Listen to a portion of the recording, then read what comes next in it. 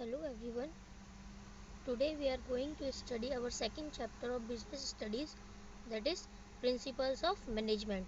As we already discussed about the one principle of management, that is division of work.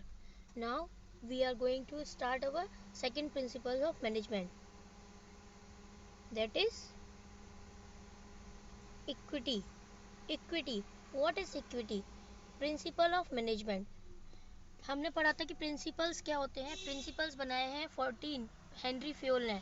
उन्होंने बोला है कि अगर हम किसी भी ऑर्गेनाइजेशन में, या तो वो बड़ी से बड़ी हो या छोटी से छोटी ऑर्गेनाइजेशन हो, हम किसी भी वर्किंग ऑर्गेनाइजेशन में जहाँ पे एम्प्लॉयज़ वर्क करते हैं वहाँ पे इन प्रिंसिपल को फॉलो करेंगे तो हम उन एम्प्लॉयज़ से अच्छा खासा एफर्ट निकलवा के लेके आ पाएंगे, उनसे अपना काम अच्छे तरीके से करवा पाएंगे. एक स्मूथली कोई भी ऑर्गेनाइजेशन रन करेगी अगर हम ये 14 प्रिंसिपल अप्लाई करते हैं. तो इसी में हम आगे बढ़ते हुए principle of equity. Equity means combination of fairness, kindness and justice. Equity का मतलब होता है, प्रिंसिपल ऑफ इक्विटी का मतलब है जब भी हम किसी भी एम्प्लॉय के साथ बात करें तो उनसे इक्वल बिहेवियर करें. अगर वो फीमेल एम्प्लॉय है तो उससे भी वैसा ही बिहेवियर करें, अगर वो जेंट्स है तो उससे वैसा ही बिहेवियर करें, चाहे वो किसी भी कास्ट का हो, चाहे किसी भी कास्ट से बिलोंग करता हो, किसी भी कम्युनिटी से बिलोंग करता हो. अगर वो हमारी ऑर्गेनाइजेशन के अंदर काम कर रहा है तो वो एक हमारा एम्प्लॉय होना चाहिए, उससे हमें फेयर ट्रीटमेंट करना चाहिए, फेयरली वर्क कराना चाहिए. ऐसा अधिकतर माना जाता है. जो एग्जाम्पल दिए गए हैं आपकी बुक में कि क्या कोई भी जो लेडीज स्टाफ होता है तो उसको कम सैलरी दी जा रही है, और जो जेंट्स स्टाफ है, मेल स्टाफ है, किसी भी ऑर्गेनाइजेशन के अंदर वो वर्क कर रहा है तो उसको ज़्यादा सैलरी दी जा रही है. तो ऐसा बिहेवियर ना किया जाए. कैसा हो, हमारे सबको इक्वली देखना है. अगर चाहे उसकी वर्किंग कैपेसिटी भी हमें कैसे देखनी है, इक्वल देखनी है, सबको इक्वल रखते हुए. The employ should be treated with kindness and equity and devotion is expected from them. It impulses that managers should be fair and impartial while dealing with their subordinate. जो employees होते हैं, जो उनके superior है, उनको कैसे subordinate से deal करने में कैसा होना चाहिए, इम्पार्टियल होना चाहिए, कि उनको पार्शलिटी नहीं करनी चाहिए. अगर उनका कोई रिलेटिव है या उनका कोई अच्छा जान पहचान वाला है तो उससे वो अलग ट्रीटमेंट कर रहे हैं, उसके अलग तरीके से ट्रीट कर रहे हैं ऑर्गेनाइजेशन के अंदर, या उनका कोई फ्रेंड है तो उससे क्या कर रहे हैं, उससे अलग तरीके से डील कर रहे हैं. ऐसा नहीं करना है. हमें क्या करना है, एक इम्पार्टियल बिहेवियर रखना है. सबके जैसे, सबके लिए एक सा बिहेवियर होना चाहिए. They should give a similar treatment to people of similar position. जो जिस पोजीशन पे है उसके लिए एक जैसा क्या होना चाहिए, रूल्स एंड रेगुलेशन सबके लिए एक जैसा होना चाहिए. अगर कोई मैनेजर है, अगर किसी डिपार्टमेंट के मैनेजर्स हैं, चाहे वो सेल्स डिपार्टमेंट है, परचेजिंग डिपार्टमेंट है, sales department, purchasing department, marketing department, financial department, तो जो rules and regulation purchasing department के लिए, वही रूल्स एंड रेगुलेशन किसके लिए होने चाहिए, हमारे पास फाइनेंशियल डिपार्टमेंट के लिए. ऐसा नहीं अगर फाइनेंशियल डिपार्टमेंट वाले का आपको लगता है कि वो मेरा फ्रेंड है तो उसके लिए हमने कुछ और रूल्स बना दिए, उसके लिए हम उससे अलग रूल्स फॉलो करवा रहे हैं कि भाई तुम कितने भी बजे आना, कोई दिक्कत नहीं है, या तुम 2 घंटे बाद आ सकते हो. रूल्स एंड रेगुलेशन सबके लिए कैसे होनी चाहिए, किसी भी ऑर्गेनाइजेशन में एक होनी चाहिए. They should not discriminate with respect to as.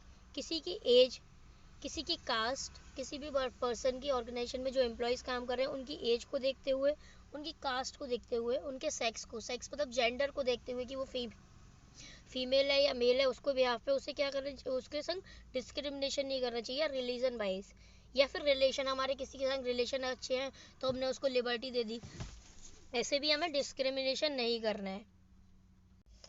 Next principle of management is discipline. According to Fayol, discipline means sincerity, obligation, respect of authority and observations of rules and regulation of the enterprises. Discipline, जैसे कि आप लोग बचपन से जब school से पढ़ते आ रहे हैं तो आपको सिखाया जाता है डिसिप्लिन मेंटेन करके रखना. जो भी आपको बोला जा रहा है, टीचर्स की बात को फॉलो करना, या प्रिंसिपल ने जो भी ऑर्डर दिया उन सबको फॉलो करना. वही क्या है, हमें रेस्पेक्ट करना अपने से बड़ों की. ये सारी चीज़ें डिसिप्लिन में होती है. अगर हम किसी भी ऑर्गेनाइजेशन में काम कर रहे हैं तो हमें वहाँ के रूल्स एंड रेगुलेशन को मानना होगा, या अगर हम उनके वहाँ के रूल्स एंड रेगुलेशन को मानते हैं तो हम डिसिप्लिन में वर्क कर रहे हैं. This principle applies that the subordinate should respect their superior and obey their orders. Main क्या है कि अगर हम इस प्रिंसिपल में क्या बोला गया है फ्यूल के द्वारा, जिन्होंने 14 प्रिंसिपल ऑफ मैनेजमेंट दिए हैं, उन्होंने बोला है कि जब भी हम सबऑर्डिनेट्स क्या है उनको अपने सुपीरियर की बात को मानना चाहिए, ओबे करना चाहिए उनके ऑर्डर्स को. It is an important requesting for smooth running of the enterprises. किसी भी एंटरप्राइजेस को स्मूथली चलाने के लिए कौन सा सबसे main important principle of management कौन सा? डिसिप्लिन। अगर हम डिसिप्लिन, वहाँ के एम्प्लॉयज़ ही अपने अपने सुपीरियर के ऑर्डर्स को नहीं मानेंगे, उनके दिए हुए टास्क को पूरा नहीं करेंगे टाइम पे, तो कोई भी ऑर्गेनाइजेशन स्मूथली रन नहीं कर पाएगी। तो डिसिप्लिन क्या है? इंपॉर्टेंट प्रिंसिपल ऑफ मैनेजमेंट है। Discipline is not only required on the part of subordinate but also the part of management. ऐसा नहीं है कि सिर्फ ये डिसिप्लिन की लाइन, ये डिसिप्लिन का प्रिंसिपल सबऑर्डिनेट पे ही फॉलो होता है, सिर्फ सबऑर्डिनेट के लिए ही बना है डिसिप्लिन गाइडलाइंस को फॉलो करना। ये सबके लिए जो एक ऑर्गेनाइजेशन में काम कर रहे हैं, चाहे वो टॉप लेवल मैनेजमेंट हो, चाहे वो मिडिल लेवल मैनेजमेंट हो, चाहे लोअर लेवल मैनेजमेंट हो, सारे लेवल्स ऑफ मैनेजमेंट में, या हम बोल सकते हैं जितने भी बड़े से बड़े ऑर्गेनाइजेशन के अंदर जो पीपल्स हैं, जो वर्कर्स एम्प्लॉयज काम कर रहे हैं, चाहे वो सीईओ हो या फिर मिडिल में कोई मैनेजर हो या फिर कोई वर्कर क्यों ना हो, सबके लिए डिसिप्लिन को फॉलो करना उतना ही ज़रूरी है जितना कि टॉप लेवल वाले को फॉलो करना है। जब सब कोई डिसिप्लिन से चलेगा, हर एम्प्लॉय ऑर्गेनाइजेशन का डिसिप्लिन को फॉलो करेगा, तो ऑटोमेटिकली जब टॉप मैनेजमेंट वाला किसी भी रूल्स को, रेगुलेशन को फॉलो करता है, तो उनको देखते हुए ही जो जूनियर्स होते हैं उन रूल्स को फॉलो करते हैं। ठीक है ना? तो हर लेवल्स ऑफ मैनेजमेंट में डिसिप्लिन इंपॉर्टेंट है। सब ऑर्डिनेट के साथ साथ सुपीरियर्स के लिए भी क्या है? डिसिप्लिन एक इम्पॉर्टेंट है। Discipline can be enforced if there are good superiors at all levels. जब सुपीरियर का डिसिप्लिन कब हमारा एनफोर्स हो सकता है? जब हमारे जितने भी सुपीरियर्स हैं वो सारे के सारे अपने डिसिप्लिन को फॉलो करें और अपने एम्प्लॉयज को भी फॉलो कराएं। There are a clear and fair agreement with workers. ठीक है, जितने भी सबके साथ एक जैसा बिहेवियर हो, जैसे कि हमने लास्ट प्रिंसिपल ऑफ मैनेजमेंट पढ़ा, प्रिंसिपल ऑफ इक्विटी, कि जब हम सारे एम्प्लॉयज को एक जैसा ट्रीट करते हैं तो हम डिसिप्लिन को फॉलो करने की लाइन में भी अच्छे से फॉलो अप करा सकते हैं।